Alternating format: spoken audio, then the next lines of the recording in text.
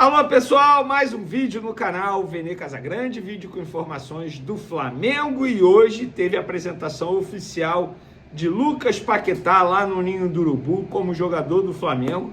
Aconteceu aquilo que vem acontecendo em muitos clubes, jogador sendo apresentado de maneira oficial após a estreia, no caso do Lucas Paquetá, a reestreia, por conta desse calendário insano que é o futebol brasileiro. E o jogador falou sobre a chance perdida no fim do jogo contra o Corinthians, chance essa que se ele tivesse aproveitado, teria sido empate. A história da final, ou melhor, da Supercopa do Brasil, poderia ter sido diferente ou não também.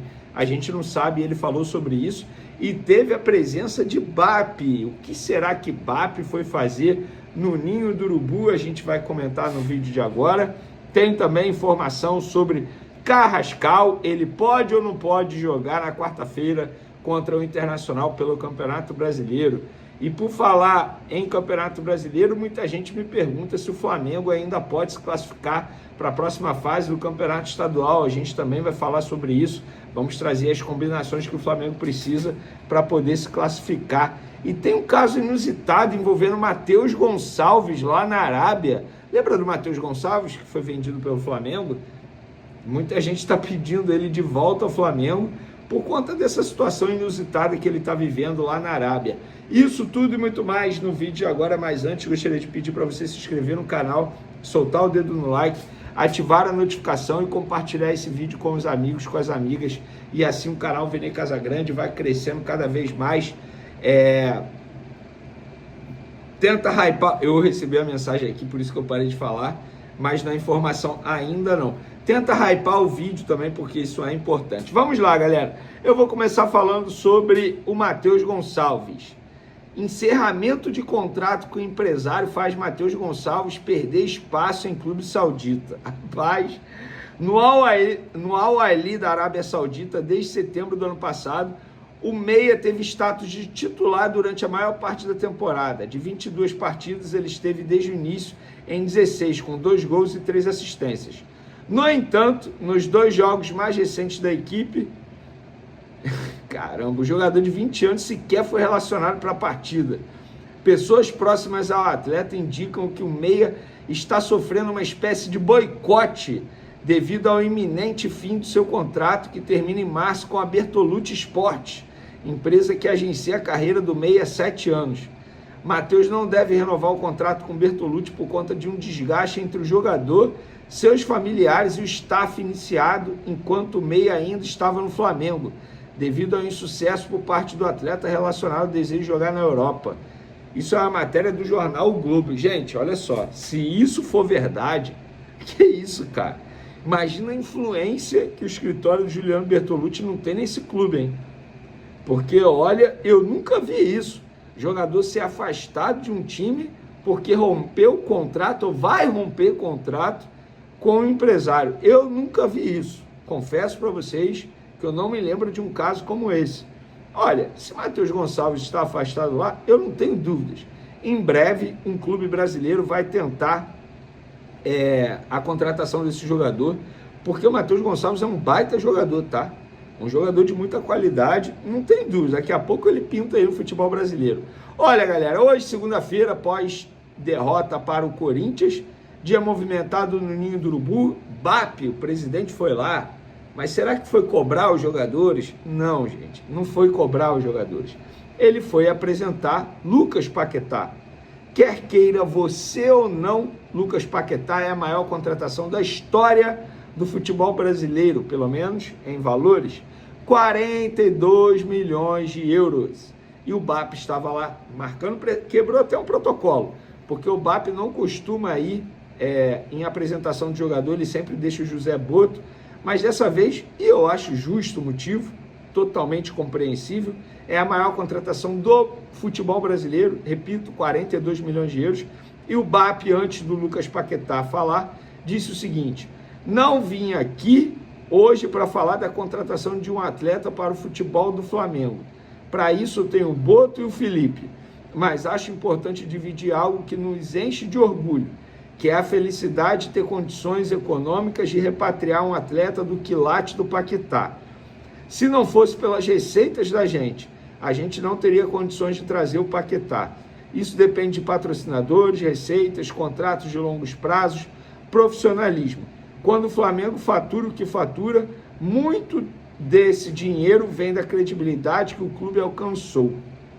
Disse, portanto, BAP, presidente do Flamengo.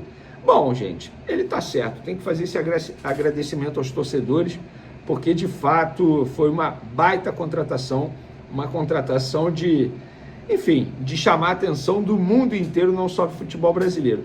E o Lucas Paquetá foi questionado sobre o gol que ele perdeu nos minutos finais contra o Corinthians. Gente, na boa. Vamos trazer primeiro a declaração dele, depois eu vou dar minha opinião sobre o que estão falando por aí. Não consegui dormir, eu me cobro muito por isso. Estou mais cascudo e hoje é um novo dia. Sei do meu potencial, estou de cabeça em pé.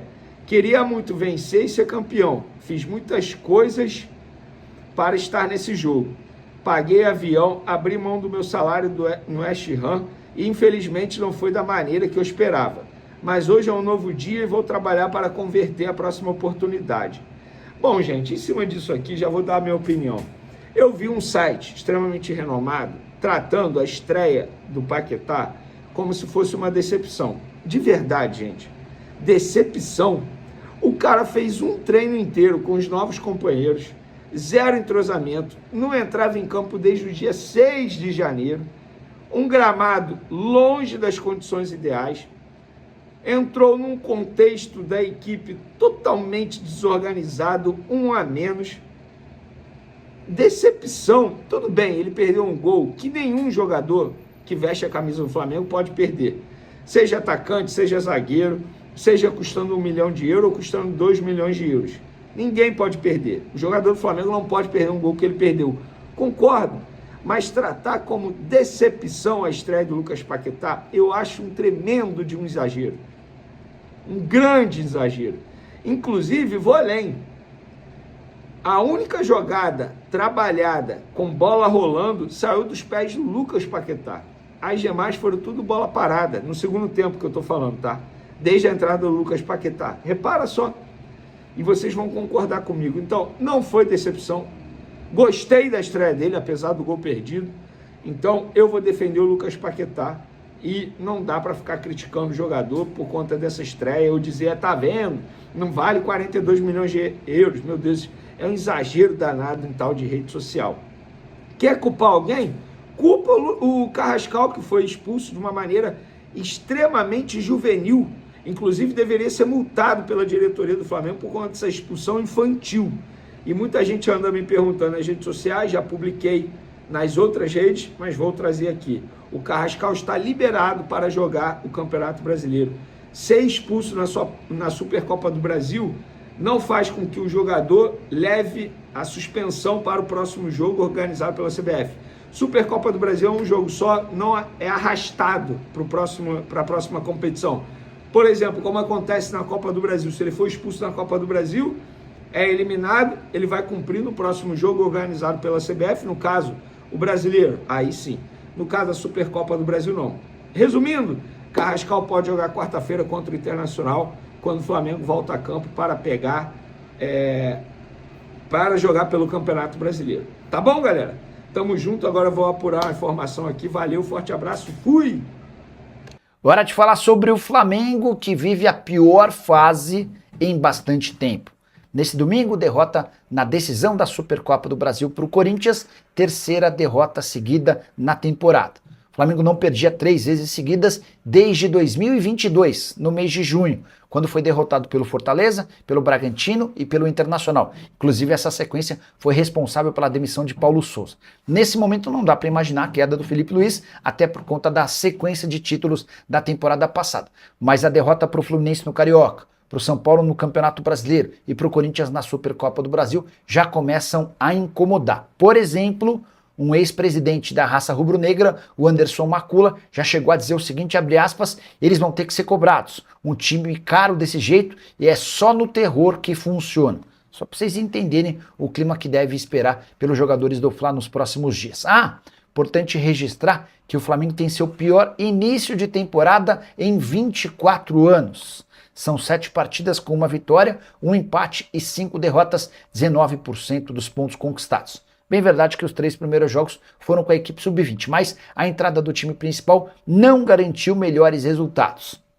E a última vez que teve um início de temporada tão ruim foi em 2002, 24 anos atrás. Na oportunidade, as 7 primeiras partidas não tiveram vitórias, foram 2 empates e 5 derrotas. A saideira sobre o Fla, apesar de tudo isso, a tendência é que o Flamengo consiga a classificação para a próxima fase do Campeonato Carioca, escapando do quadrangular do rebaixamento. Para isso, o Flamengo precisa vencer o Sampaio Corrêa e torcer para que o Nova Iguaçu perca da Portuguesa ou no máximo empate. O jogo acontece na casa da Portuguesa.